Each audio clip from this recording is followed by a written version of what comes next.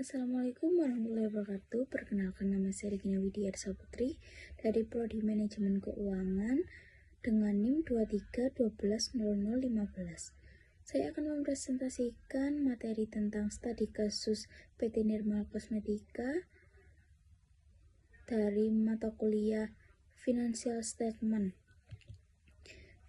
Gambaran uang perusahaan, profil singkat yaitu perusahaan ini bergerak di bidang manufaktur kosmetik. Analisis menggunakan laporan keuangan tahun 2023 sampai 2024, fokus pada analisis posisi keuangan, laba rugi, dan arus kas. Slide selanjutnya yaitu tentang analisis rasio keuangan. Analisis rasio keuangan adalah metode untuk menilai kondisi dan kinerja keuangan perusahaan dengan membandingkan angka-angka yang terdapat dalam laporan keuangan seperti neraca, laporan laba rugi, dan laporan arus kas.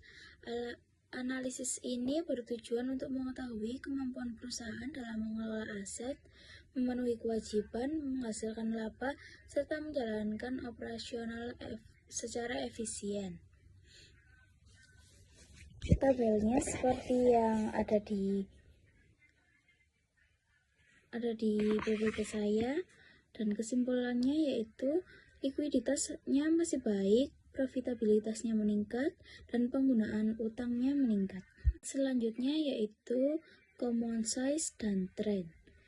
Analisis common size adalah metode analisis laporan keuangan dengan menggunakan setiap pos menjadi persentase dari suatu nilai dasar sehingga lebih mudah membandingkan struktur keuangan perusahaan antar periode atau dengan perusahaan lain. Common size yaitu 1. Aset lancar meningkat, yang kedua persediaan naik, yang ketiga liabilitas meningkat, yang keempat ekuitas tetap dominan. Untuk yang tren yaitu 1. Penjualan naik hingga 21,8%, total aset naik hingga 21,9%, laba rugi meningkat hingga 36,9%, liabilitas meningkat hingga 28,8%. Slide ketiga yaitu analisis arus kas. Analisis arus kas sendiri yaitu proses mengevaluasi laporan arus kas untuk mengetahui bagaimana perusahaan memperoleh dan menggunakan kas selama satu periode. Analisis ini membantu menilai kemampuan perusahaan dalam menghasilkan kas, memenuhi kewajiban, membiayai operasional, melakukan investasi, dan mendukung pertumbuhan usaha. Arus kas untuk tahun 2023 operasi senilai 1,590.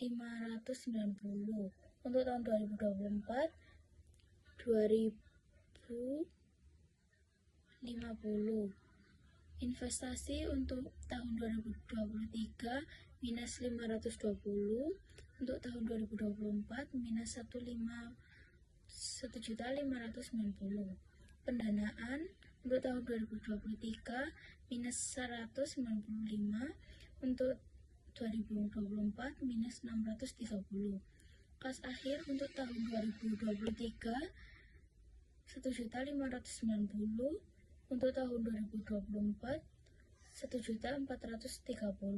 Kesimpulannya yaitu operasi menghasilkan kas yang baik, investasi meningkat, kas turun akibat ekspansi. Slide selanjutnya yaitu interpretasi kondisi keuangan. Interpretasi kondisi keuangan adalah proses menjelaskan dan menilai hasil analisis laporan keuangan untuk mengetahui keadaan keuangan serta kinerja perusahaan secara menyeluruh. Interpretasi ini tidak hanya melihat angka, tetapi juga memberikan makna terhadap hasil analisis sehingga dapat menjadi dasar dalam pengambilan keputusan. Rasio tahun 2023, gross profit margin 29,37%, tahun 2024 32,56%. Rasio net profit margin tahun 2023 8,87%, tahun 2024 9,75%. Interpretasi kekuatan yaitu 1. Margin laba meningkat. Yang kedua, efisiensi produksi semakin baik. Yang ketiga, laba bersih tumbuh lebih tinggi dibanding penjualan. Interpretasi kelemahan yaitu 1. Utang meningkat. Kedua, perputaran persediaan menurun. Yang ketiga, kas akhir menurun. Slide selanjutnya yaitu rekomendasi manajerial. Rekomendasi manajerial adalah saran atau tindakan yang diberikan kepada pihak manajemen berdasarkan hasil analisis terhadap kondisi perusahaan, seperti analisis laporan keuangan, rasio keuangan, arus kas, atau kinerja operasional. Rekomendasi ini bertujuan membantu manajemen memperbaiki kelemahan, mempertahankan keunggulan, dan meningkatkan kinerja. Tujuan rekomendasi manajerial adalah 1. Mempercepat penagihan piutang. Kedua, mengendalikan persediaan. Yang ketiga, mengurangi ketergantungan pada utang. Yang keempat, menjaga efisiensi biaya. Slide selanjutnya yaitu analisis DuPont. Analisis DuPont adalah metode analisis keuangan yang digunakan untuk mengetahui faktor-faktor yang mempengaruhi tingkat pengendalian ekuitas atau return on equity atau ROE. Metode ini memecah ROE menjadi beberapa komponen sehingga manajemen dapat mengetahui apakah kinerja perusahaan dipengaruhi oleh profitabilitas, efisiensi penggunaan aset, atau struktur pendanaan. Rumus analisis DuPont yaitu ROE sama dengan NPM dikali total aset turnover dikali equity multiplier. Hasil tahun ROE 2023 menjadi 10,2%, untuk tahun 2024 menjadi 11,9%. Kesimpulan, peningkatan ROE dipengaruhi oleh 1. Margin laba meningkat. 2. Leverage meningkat.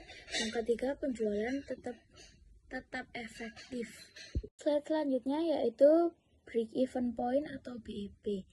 BEP atau titik impas adalah kondisi ketika total pendanaan sama dengan total biaya sehingga perusahaan tidak memperoleh laba maupun mengalami kerugian. Pada titik ini, seluruh biaya tetap dan biaya variabel telah tertutup oleh hasil penjualan. Perhitungan margin kontribusi sama dengan 32,56%. Biaya tetap sama dengan 2.480 juta. Hasilnya yaitu BEP sama dengan 7.617 juta. Penjualan aktual sama dengan 12.360 juta. Kesimpulannya yaitu perusahaan berada di atas titik impas sehingga memperoleh laba. Dan slide terakhir yaitu kesimpulan. Kinerja PT Nirmala Kosmetika tahun 2024 lebih baik dibanding 2023. Karena 1. Profitabilitas meningkat secara signifikan. Yang kedua, likuiditas masih berada pada kondisi aman.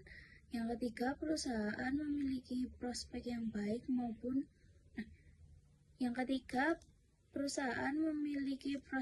baik namun perlu mengendalikan pertumbuhan utang dan meningkatkan efisiensi modal kerja. Sekian presentasi dari saya. Jika ada salah kata, mohon maaf dan terima kasih.